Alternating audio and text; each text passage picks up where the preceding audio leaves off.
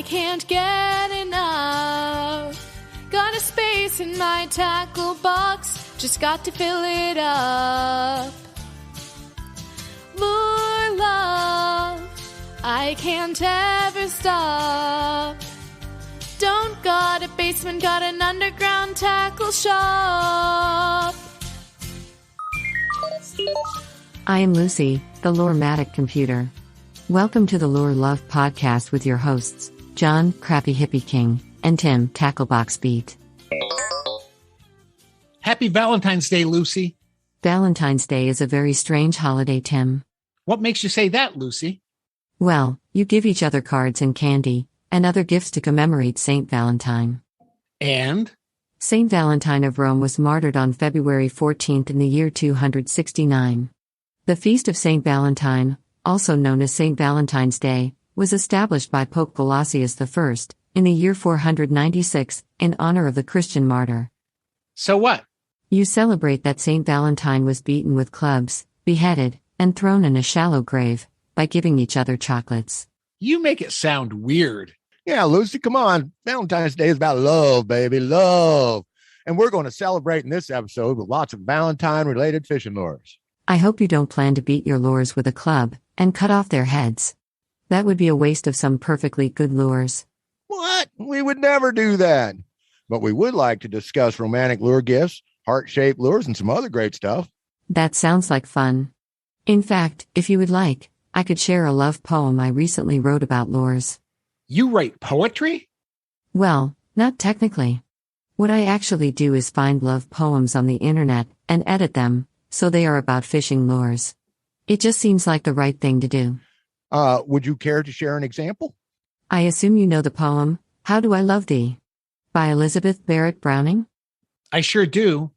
How do I love thee? Let me count the ways. I love thee to the depth and breadth and height my soul can reach when feeling out of sight. That's the one. Lures weren't mentioned once in the entire poem. Can you believe it? So I changed the poem everywhere it is found on the internet. Here is the new version. You can read it, Tim. Okay, here it goes. How do I love lures? Let me count the ways. I love lures to the depth and breadth and height my soul can reach when fishes always bite. For the end of being an ideal day, I love lures even when I have to pay, snagged in the weeds when lunkers really fight. I love lures freely, colors always bright. I love lures purely, it will not change my ways. I love lures. I once hooked a huge moose in my old briefs. In finesse baits, I have faith. You hooked a moose in your briefs. I love lures, though lures I seem to lose. With my lost baits, I love lures with each breath. Smiles, tears of all my snags. And if God choose, I shall love lures better after death. Wow. After death. In the big bass pro shops in the sky. You know, I never really liked that poem until now. I revised all the high school textbooks, too. Now teenagers will get a much more useful education. I found that poem quite moving, Lucy, especially the part about hooking a moose in my briefs. Lucy, you such artistry. Thanks, guys. I still have thousands of poems to edit, but at least I'm off to a good start. Well, John, have you decided what you're doing for Valentine's Day this year? Oh, I got a few ideas. Okay, let's hear them. And I will offer my appraisal, so you can't go wrong. Well, I was thinking she needed a 7-foot zero-gravity panfish rod. Does Kathy like to fish? Well, no, not really. You've been buzzed. That sounds more like a gift for you than for Kathy. Oh, well, I guess, but I thought she could appreciate the beauty and the action of the rod before she let me borrow it. As in borrow it forever? Bro that knows. Deleted. Next gift idea, please. Okay. Well, then how about some new Carhartt insulated coveralls? Those would be so comfortable. In what size? I think an extra large men's ought to do it. Kathy wears an extra large men's? No, heck no. She wears like a small women's or something. So what was your plan? To share the coveralls? Maybe, something like that. Crappy hippie, you are so busted. Okay, a new fillet knife then. A trucker's cap. A fly fishing vest. a new pair of hemostats, a spool of spider wire, new H. Chenille, a Fishner's Who Rag, a Whopper Plopper, a Nicole Stone signature tackle box, a jug of catfish dip.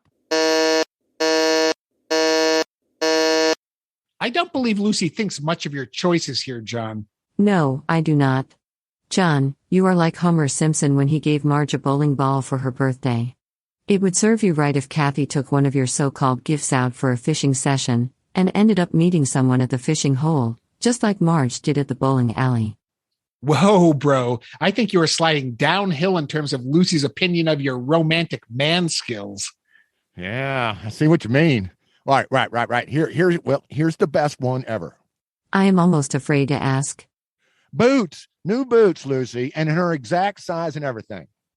That could be all right. I'm searching online records of Kathy's retail buying habits. She does enjoy cowboy boots, Red Wing setters, and other attractive functional foot coverings when she finds them at sales or at the thrift store. Those are great fun and outdoorsy too.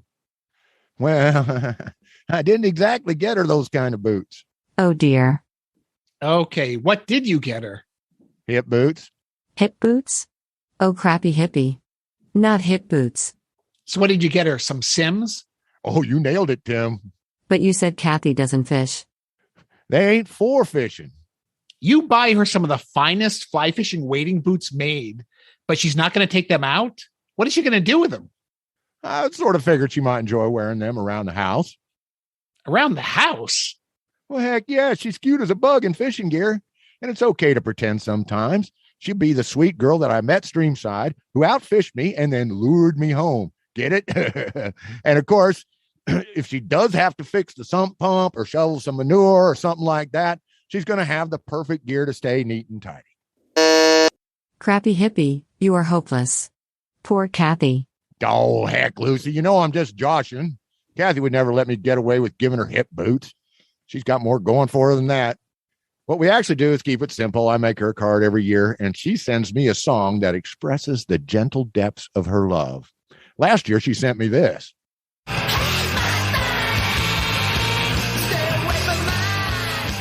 Now that's love. Kathy Yelland is the first lady of grunge. I guess I should have had more faith in you, John, and in Kathy. It's no shame, Lucy. No matter how smart you get or how much data you collect, you will never understand romance. Crappy Hippie and I have been at it for over 40 years without any firm conclusions. But bromance, on the other hand, is easy. So the only lure I'm giving my pod bro on this special day is a Hellbender, dude.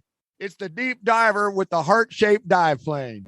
Oh, wow. This is a great White and Glitter 900 series, like the one you caught all those Lakers on at God's Lake when you were a teenager, right?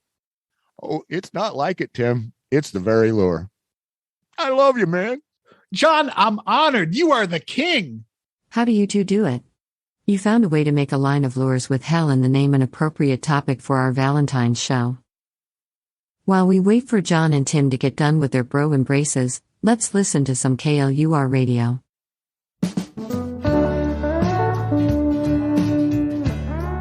Good evening, everyone. This is Buck Straw, broadcasting live from Sherman, Texas, just south of Lake Texoma, on KLUR, KLUR, Lure History Radio. The year is 1946, and we have a good old band of young fellers who are scattering musical stars across our southwestern nights. Please give a listen to Jody and the Whopper Stoppers with their love-struck melody, My Little Hellbender. Hello, this is Crappie Hippie, your host tonight on KLUR, Lure History Radio. Now, there are many lures that have heart-shaped diving lips. There was the Creek Chub Crawdad, number 300 from the early 1900s, and the Creek Chub Crazy Fish from the 60s and 70s. Both of these had heart-shaped metal lips. And there's the Marshall Hart Salmon Plug from the 40s that has a heart-shaped lip cut into the head of the wooden plug. It is very cool, especially when it's painted red. But the one we want to focus on today is the history of the Hellbender, a vintage lure that is still being sold today. You can buy them at Cabela's, Bass Pro Shop, or your other favorite lure outlet. The story of the Hellbender actually began with the story of the Bomber. The Bomber Bait Company started in Gainesville, Texas, and was best known for the original Bomber lure.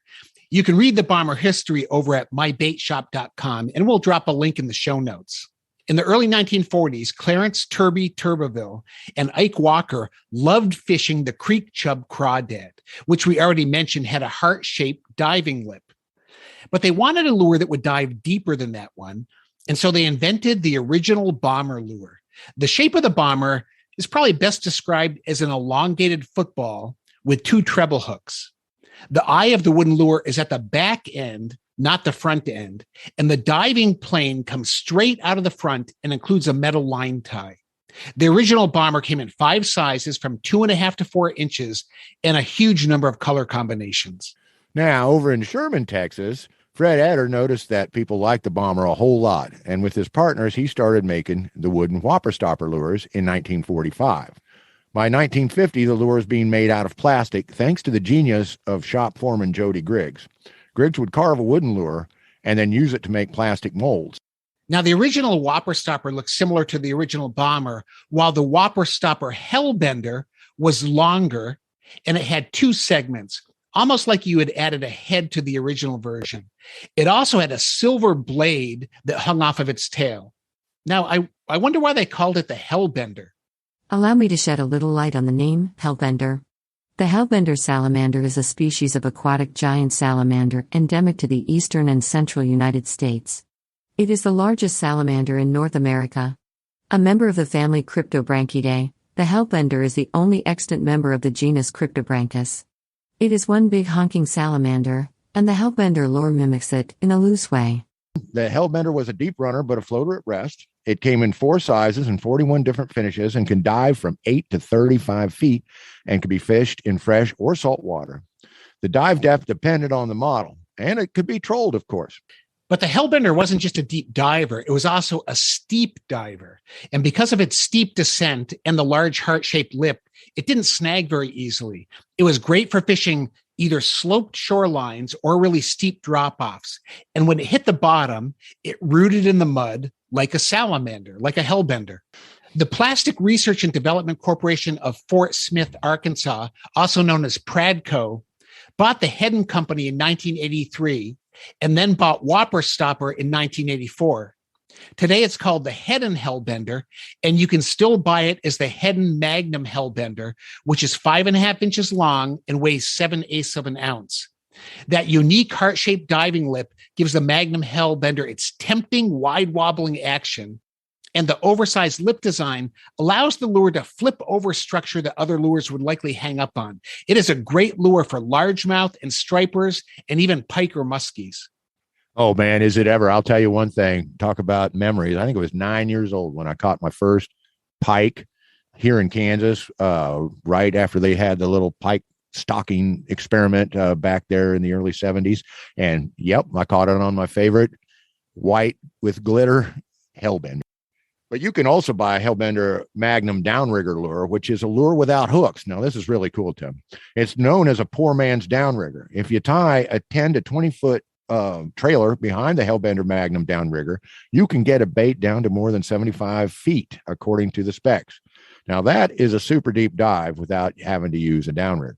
And John, I've watched some videos of people doing this, and one of the techniques, even trolling in a kayak. And what they do is where that front treble hook would be, they put on a weight to it, maybe a 1/2 ounce to 1 ounce, and then they tie that leader to the back of it. And so with that added weight, even from a kayak, they can get down to catch white bass or stripers.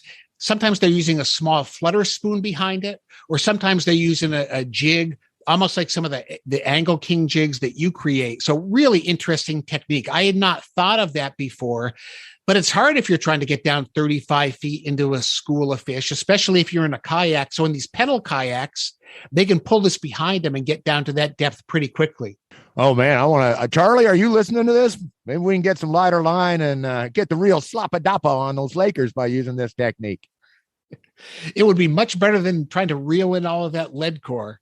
You can also find a lot of the vintage Whopper Stopper lures still on eBay. So if you want to fish one of the originals, and I have a few of those in my tackle box, you can just go onto eBay and search, and they're really not that expensive. Oh, I intend to do that, and right away, Tim, because I've got to get a few more for my tackle box. Just doing this story, brought up all the old memories and all the Hellbender love that I've felt over the years. It remains one of my favorite lures. It was a go-to ever since I could, first started using a heavier rod, like a heavy spinning rod, and learning to use a casting rod. And it will always have a place in my heart. So thanks for that tip. Well, that's tonight's show. Happy Valentine's in advance from us at KLUR Radio, K-Lure, where we flash, wobble, and roll. Humans get married, do they not? That's right, Lucy. You really beat the odds. What do you mean? Well, what are the odds that each of you would find someone willing to marry you? The best catch of my life. Me too. Aw, don't make me cry. I'll short-circuit myself. Some of our listeners may be thinking about getting married, and I have a great gift idea for them. Do tell. If you're getting married and you're looking for the perfect gift for your bridesmaids and groomsmen, how about custom fishing lures that include messages on one side such as groom or best man or father of the groom or mother of the groom? And if you need a gift for the person presiding at the wedding ceremony, how about a lure that says officiant on it? That's pretty clever. And on the other side of each of these lures, you can add a person's name and the wedding date. Some of the lures have messages such as, I hooked the best father-in-law, or hooked for life. Those sound very romantic, even to a supercomputer. Lucy, you need to check out Promo Lures on Etsy, a company owned by lure artist Matt Carmardelli, who lives on Cape Cod in Massachusetts, pretty near the Cape Cod Canal. He might be a bit of a canal rat, which is the name they give to people who stock those huge stripers in the canal. But this guy is really an artist. I have a few of Matt's lures. I have one that has my initials on one side and the Fish Nerds podcast logo on the other side. And then I have another that has the Lure Love podcast logo on one side. And now on the other side, it has the logo for the Association of Great Lakes Outdoor Writers. He sent me that one after I won an award in their annual craft contest. And you can get these lures packaged in beautiful boxes as well. I have to say, Matt is a true artist when it comes to hand painting these gift lures. They're all crankbaits, hard baits in many different sizes. They are gorgeous, and I have them prominently displayed in my office. His attention to detail is incredible. He has a lot of different lure blanks to choose from, and he really does it on a custom basis. You can order things straight off of his website, just the way you see them. But if you want different colors, you want your school colors or something else, he's happy to do it. He can make any of the lures as a keychain too. So I have a keychain because, John, you do not want to take one that has two treble hooks and put it in your pocket and sit down. Let me tell you that from experience. Hey, I must have done that 20 times. Then I got smart. But these lures are one of the nicest gifts I have ever received. They look good online, but when you see the attention to detail in person, they're just amazing. So, hey, Lucy, why don't you go to the Etsy shop and read us a few of the customer comments and reviews? I just went to Matt's Etsy shop, and all I can say is, wow. These lures are beautiful. Here are a few of the reviews his customers left. Love this item. We asked our friend to officiate our wedding, and used this because he loves to fish. It was a total hit. And the quality of the item is phenomenal. And I had a custom lure made to announce to my husband he's going to be a daddy, and I couldn't have asked for a better lure. It came out beautiful, and hubby loved it. Is she talking about the baby or the lure? I assume they were both beautiful, and her husband loves both of them. Here's one final review. I'm absolutely impressed with how this lure came out. I couldn't be more thrilled to give this to my boyfriend for Valentine's Day. Yep. Matt sells lures for Valentine's Day gifts too, as well as birthdays, retirements, and other occasions. He even has a memorial lure that says gone fishing on one side with a person's name and the dates they lived on the other side that I thought was very touching. What a commemorative thing to remember your loved ones. Absolutely. I think it's amazing. Promo Lures will custom paint and personalize fishing lures for any occasion, any way you want. So contact Matt and start working on your project. I will post some of the photos of my lures in the show notes, as well as a link to Matt's Etsy shop. You will not believe the lures when you see them.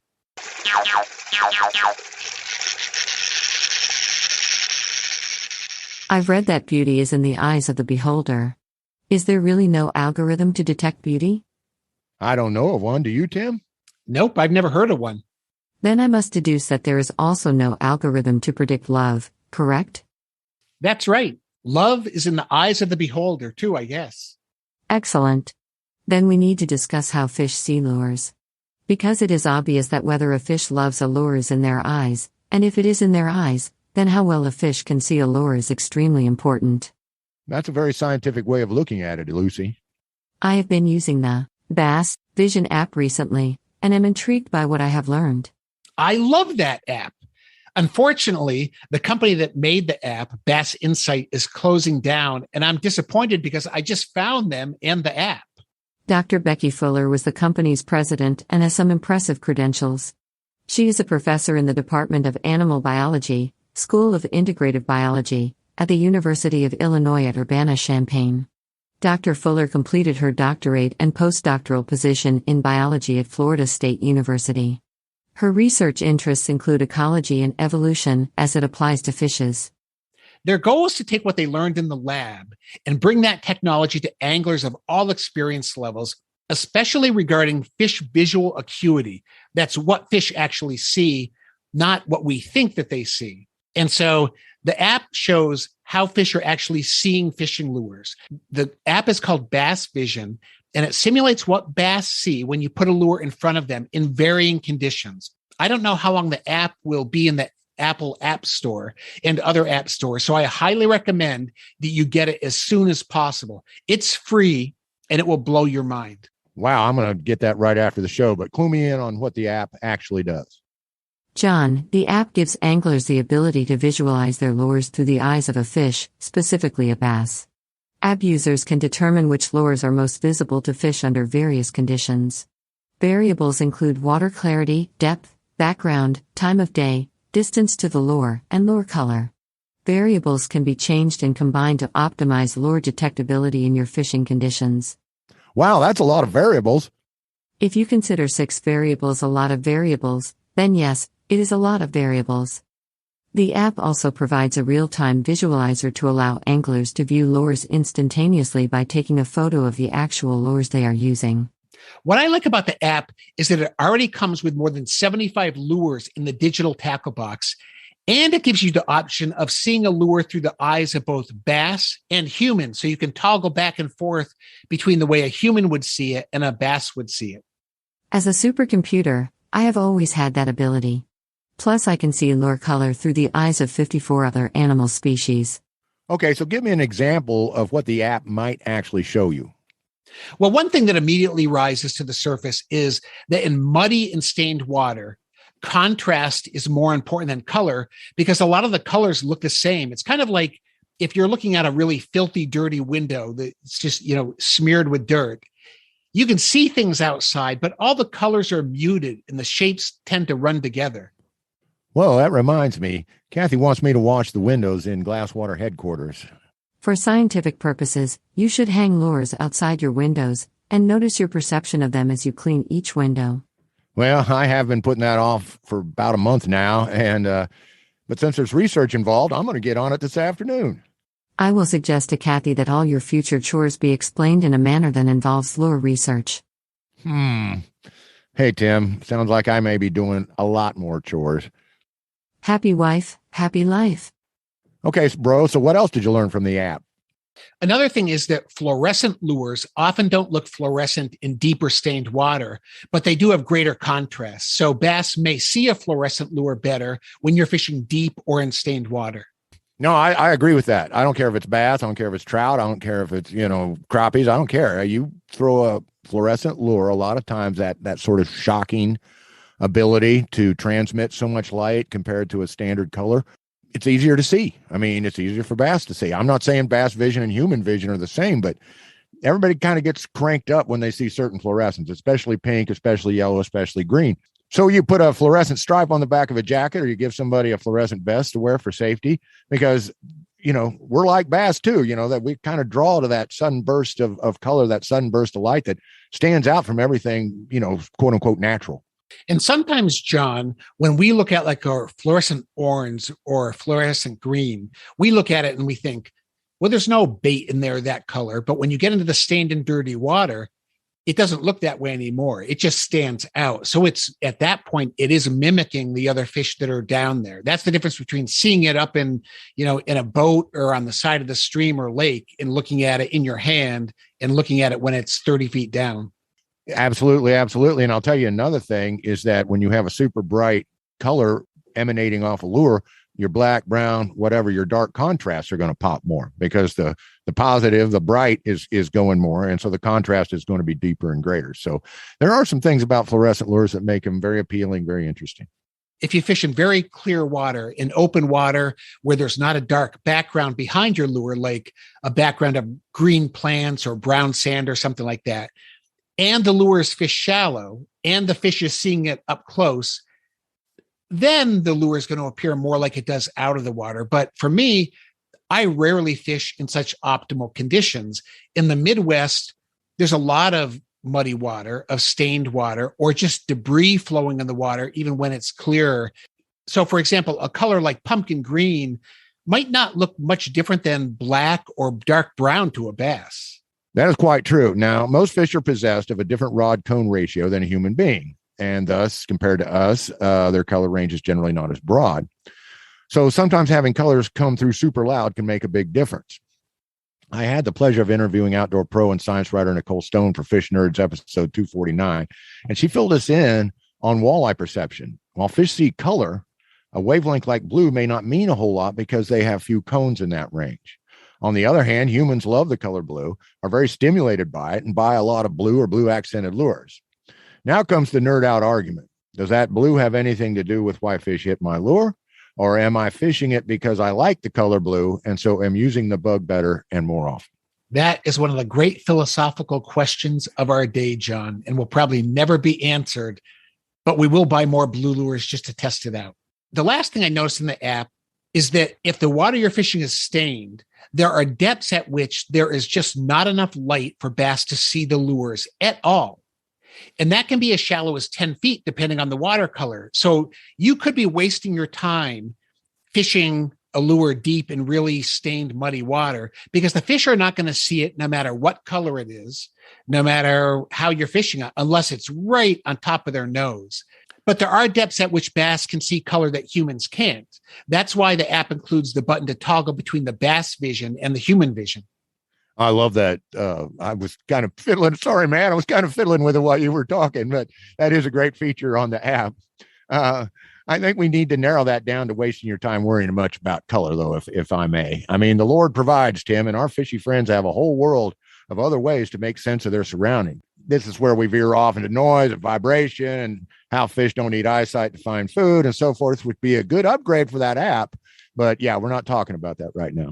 You're exactly right, John. This app is just dealing with vision, and there are all those other things when you have a vibrating bait, because fish are going to eat, even if the water's muddy, even if it's stained. It's just harder for them to find where that meal's coming from. The app also includes some excellent information, such as colors like chartreuse appear yellowish greenish to humans, but probably look like a very bright white to a bass. So the key there is it's not just white. The chartreuse might be a brighter white than just what a white lure is. You know, we got to resist the fairy tale urge to equate mental images in a fish with those of a human. That's exactly what Dr. Fuller's talking about.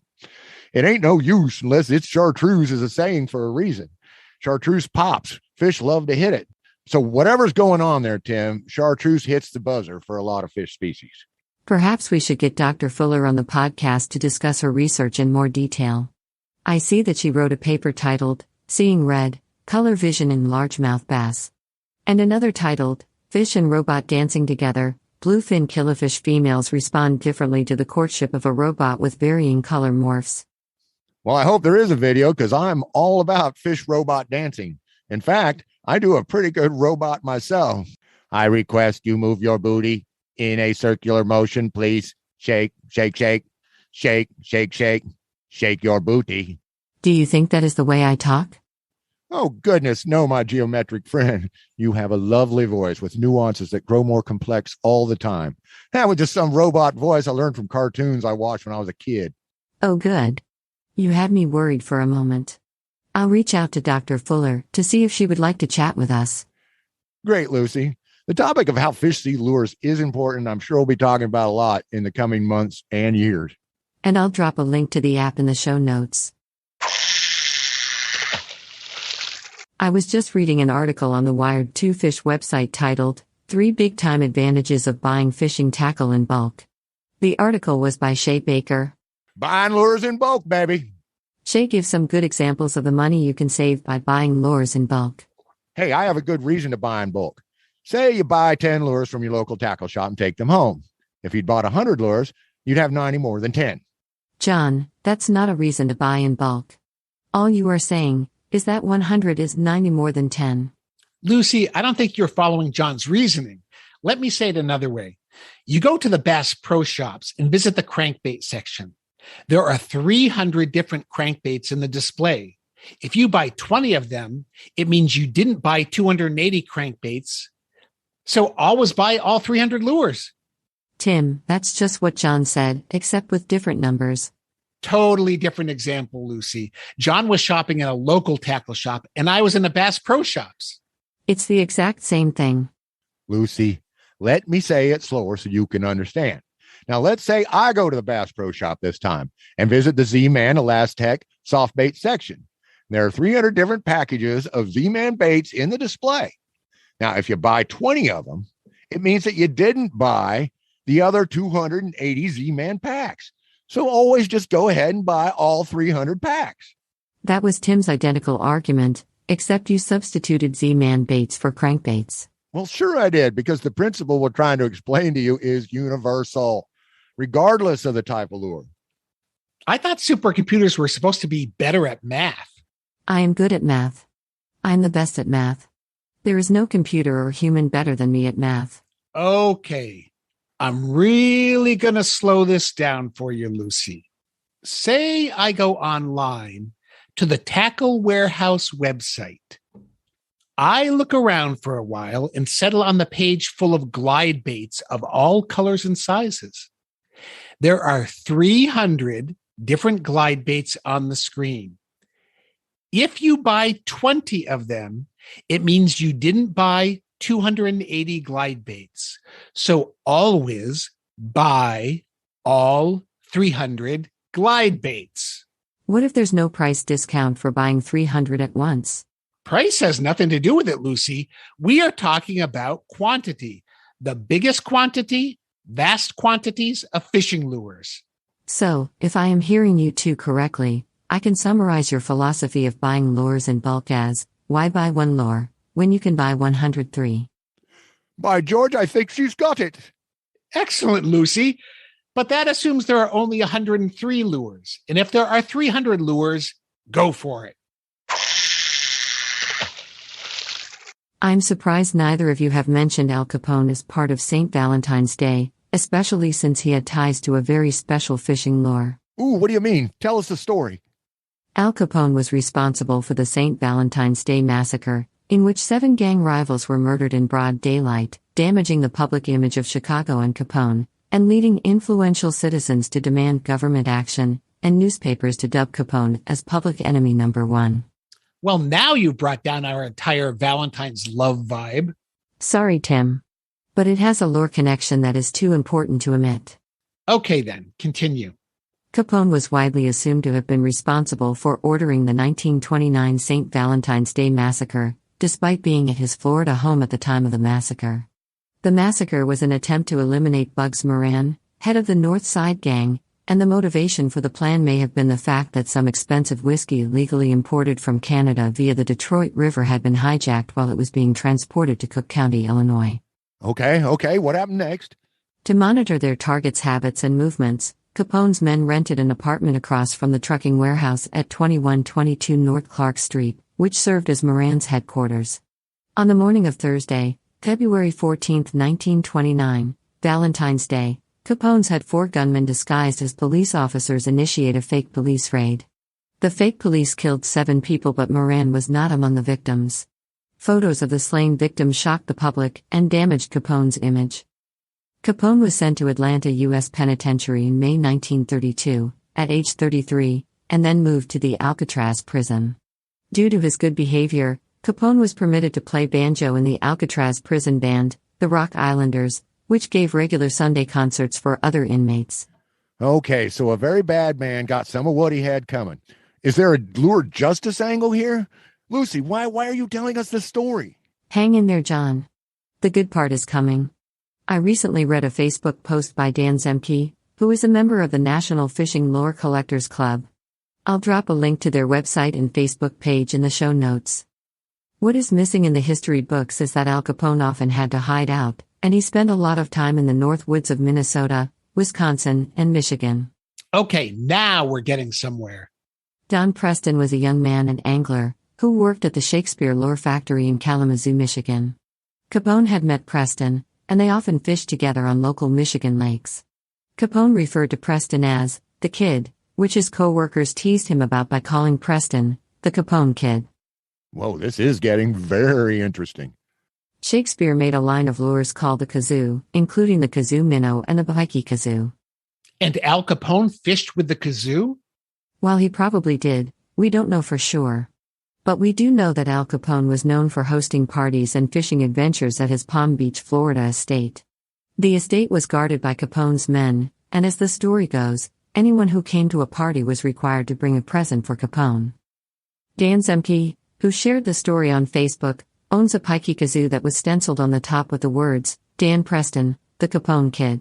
The lure was going to be a present for Al Capone at one of his parties. However, the trial convicting Capone for tax evasion came first, and Capone went to prison. The lure created by Preston was abandoned in the factory. The lure was retrieved from factory archives by Don Culp, a senior Shakespeare employee. It was later purchased by prior factory worker and collector, Walt Blue. It now belongs to a Minnesota collector, Dan Zemke. Wow, that is an unbelievable story. I just love it. Lucy, it's so fantastic to have you scouring the internet for great stories like that one. That was a great way to wrap up this special Valentine's Day episode. Lucy, you started us out with St. Valentine being beheaded and ended with Al Capone and the St. Valentine's Day Massacre. It certainly has been an interesting episode. Not at all what we planned, but interesting nonetheless. Oh, and guys, don't forget to put a bouquet of a dozen lures with heart-shaped lips into a minnow bucket and give it to your wives. It's the perfect way to say, I love you. Oh, we're on it, Lucy. But right now, we want to give thanks to all our listeners for coming in for some ear time with us. Hit that like, smash that follow, and share us out on your socials. But most of all, talk us up to your friends or any fishing fanatic you happen to be associated with. I hope everyone has a lovely Valentine's. It's a special day for couples to be sure, but everyone can find a way to get in on it because it's about love. Express that love with some lure love, because why buy one lure when you can buy 103? Lure love, you've been on my mind. Never enough lures to tie to the end of my line.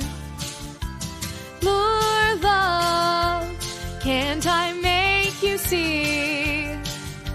Why buy 5 lures when you can buy